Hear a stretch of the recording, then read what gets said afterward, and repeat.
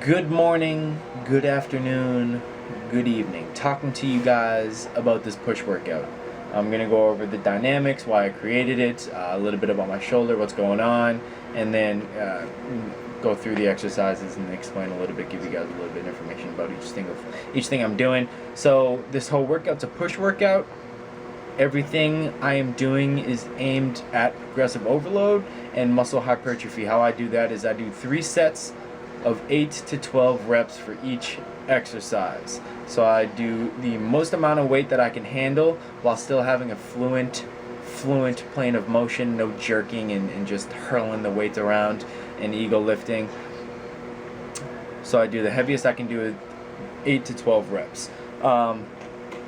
So the first one was a front delt raise, and having 35 pounds, I just kind of want to point out also this right here is a milestone, because to be honest I haven't been able to touch this much weight in over a year at least.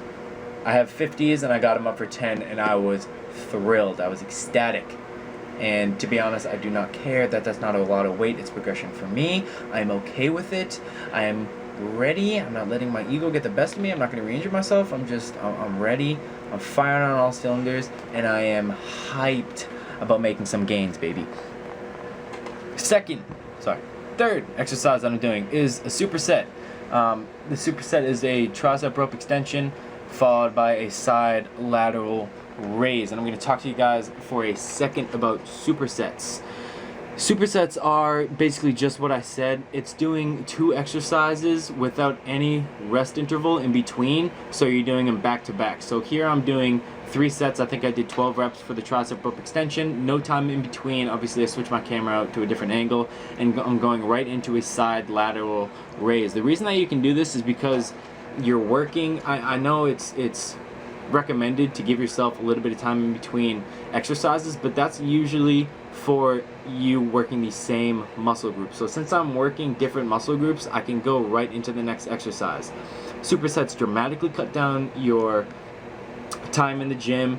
They increase your heart rate, which leads to sweating more, which leads to more burnt calories, which leads to more weight lost. Obviously they make the workout harder. It's not for everybody. Some people are more into strength training as of like 6 to 8 reps, 3 to 4 minutes in between each set, and they want to be in the gym for like 2 hours. That's chill, that's fine, you do that, but the way that I like to train is more of an athletic, from more of an athletic standpoint. I like to sweat, I like to be, fatigued.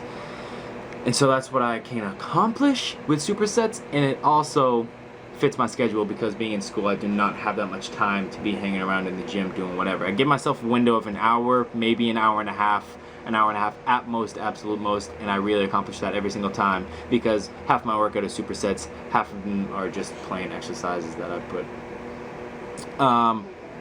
This second one is also a superset, and this is a front plate raise followed by an incline plate press. I honestly have no idea what to call the second exercise. One of my friends showed me it. I didn't really know about it at first. I was skeptical about it. Now that I've done it, I do enjoy it. So what I think it does, I'm not positive. Basically your chest is one muscle. It's not like upper pectoral and lower pectoral. You have your pec major and your pec minor, and they are both work the same exact way. Mostly bench press. But you can also give them different planes of motion, which can potentially, possibly, maybe, it's not scientifically proven, work the upper as opposed to the lower. So what I believe this is doing for the time being, because I can't really throw around heavy weight in that plane of motion, what I can do is really squeeze and contract the upper portion of my chest, so your upper pec, even though it's not called that, and it just really gives me a fantastic pump and a fantastic burn in my upper chest, and it leaves me full at the end of the workout, and I really suggest trying that. It's not for everybody though. I was very skeptical, like I said, at first. Followed off with the final chest exercise that I did, and I want to point out one thing about this. See how my arms aren't extending all the way back, how basically my elbows are always at 90 degrees. The insertion of your chest is on your shoulder, so no matter how far back your arms go, if your arms are at 90 degrees, you're gonna get the biggest contraction possible by still having your arms at 90 degrees. The further away your hands are from your body honestly just leads to increased risk of injury. It's just how your rotator cuff muscles are, and just there's a lot of valuable assets in the shoulder area, joints, tendons, ligaments, everything. And having your hands further away from the center of your body increases risk with anything. Last exercise that I did, this is going to end the workout, is a one arm reverse tricep extension. It's a mouthful, but the one thing I can say about triceps is you can't really individually hit each head. It's just different plane of motions will give you a different feel. So I hope you guys learned something from this. I hope you all enjoy. I'll see you in the next video.